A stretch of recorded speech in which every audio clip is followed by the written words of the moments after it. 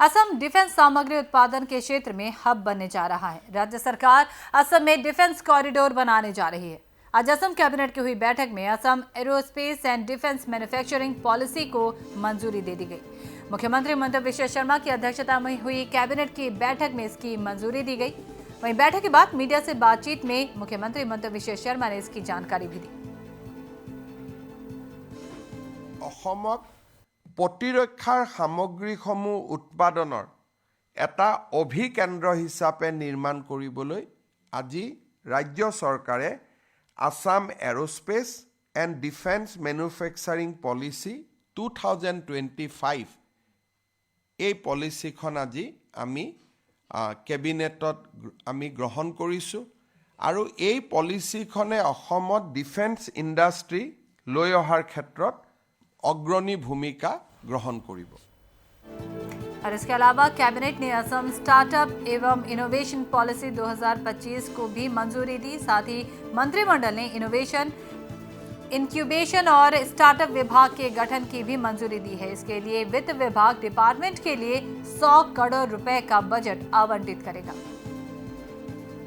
कैबिनेटे आज department of innovation, incubation and startup नामेरे অসম চৰকাৰৰ এটা নতুন বিভাগ খুলিবলৈ সিদ্ধান্ত গ্ৰহণ কৰিছে আৰু বিত্ত বিভাগক অহা বছৰ বাজেটত এই বিভাগটোৰ বাবে 100 কোটি টকাৰ বাজেট আবণ্টন কৰাৰ বাবে নিৰ্দেশ দিছে যাতে ৰাজ্যখনত আমি ষ্টাৰ্টআপ সকলৰ মাজত এটা ইতিবাচক পৰিৱেশ নিৰ্মাণ কৰিব পাৰোঁ আৰু মই ভাবো যে এই ষ্টাৰ্টআপৰ ওপৰত হোৱা বিভাগটোৱে অসমৰ যুৱ শক্তিক এটা নতুন উদ্যমিতা আৰু আত্মনিৰ্ভৰশীলতাৰ এটা নতুন পথ দেখুৱাবলৈ সক্ষম হ'ব। কেবিনেটে ইয়াৰ লগতে Assam startups and innovation policy 2025 তাকো মঞ্জুৰি দিয়ে। ইয়াৰ ফলত অসমৰ ষ্টাৰ্টআপসকলে সিডভি ভেঞ্চাৰ কেপিটেল ফাণ্ডৰ লগত অসম চৰকাৰৰ যি বুজাবুজি আছে তাৰ পৰা বেংকত লোন ল'ব পাৰিব। 3 বছৰলৈকে তেওঁলোকে জিএছটি লিংক আপ পাব। মাছি এই শিতানত 20,000 টকা প্ৰতি মাহত তেওঁলোকে চৰকাৰৰ পৰা সুবিধা পাব। প্ৰুফ অফ কনচেপ্ট পৰ্যায়ত 10 লাখ টকা, 25 লাখ টকা পাইলট পৰ্যায়ত আৰু 50 লাখ টকা স্কেলিং আপৰ ক্ষেত্ৰত চৰকাৰৰ পৰা বিত্তীয় সহায় পাব।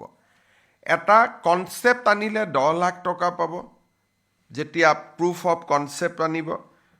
সেই প্ৰুফ অফ কনচেপ্টটোক আমি পাইলট পৰ্যায়লৈ লৈ যাবৰ বাবে 25 লাখ টকা দিম আৰু 25 লাখ টকা পোৱাৰ পিছত তেওঁলোকে যেতিয়া আৰু উদ্যমিতাৰে কাম কৰিব, স্কেল আপ কৰিবৰ কাৰণে নেক্সট লেভেলত লৈ যাবৰ বাবে আৰু 50 লাখ টকা আমি তেওঁলোকক বিত্তীয় সাহায্য দিম। Without bank interest, without loan, এইটো গ্ৰান্টিন এইড হ'ব।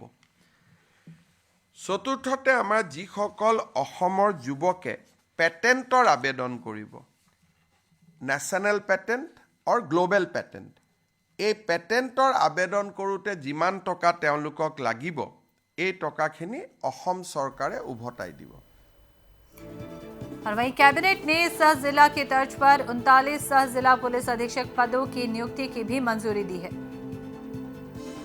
सम जिला आयुक्तर समान्तरालকৈ आरक्षीर क्षेत्रतो আজি আমি सम जिला आरक्षी अधीक्षक को डिस्ट्रिक्ट सुपारिनटेंडेंट ऑफ पुलिस CDSP नामे 39টা পদৰ আজি আমি অনুমোদন কৰিছোঁ এডিশনেল SP ৰেংকত। ইয়াৰ ফলত সম জিলাৰ মানুহে আগতে যদি SPৰ ওচৰত যাবলগীয়া হৈছিল, এতিয়া তাৰ বহু শতাংশ কাম কো ডিস্ট্ৰিক্ট সুপাৰিনটেন্ডেন্ট অফ পুলিচৰ লেভেলতে শেষ হৈ যাব। और वहीं कैबिनेट ने मिशन वसुंधरा 3.0 की मियाद भी 15 दिन के लिए बढ़ा दी है। मिशन वसुंधरा আবেদনৰ তাৰিখ আমি শেষবাৰৰ বাবে 15 ফেব্ৰুৱাৰীলৈকে বৃদ্ধি কৰিছোঁ। 3টা প্ৰজন্মৰ প্ৰমাণ বসুন্ধৰাৰ কাৰণে schedule tribe, schedule caste, T tribe আৰু গোৰ্খা লোকসকলে দিব নালাগে।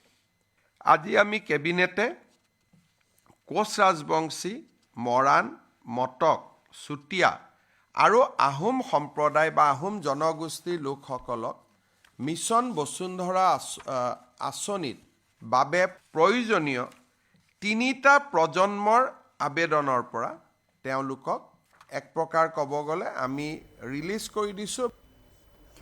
और वहीं असम कैबिनेट ने तिनसुकिया जिले की 3 प्रस्तावित संरक्षित वनांचलों को डिनोटिफाइड कर राजस्व गांव में परिवर्तित करने का फैसला लिया है।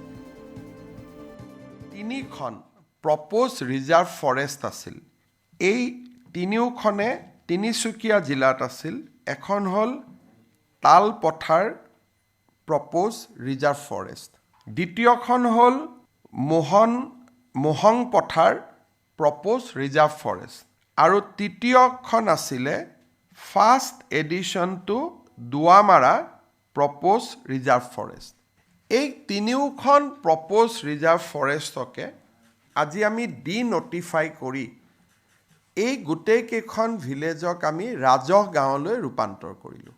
ইয়াৰ ফলত ইয়াত বসবাস কৰি থকা লোকসকলে এতিয়াৰ পৰা ভূমি পট্টা পাব পাৰিব।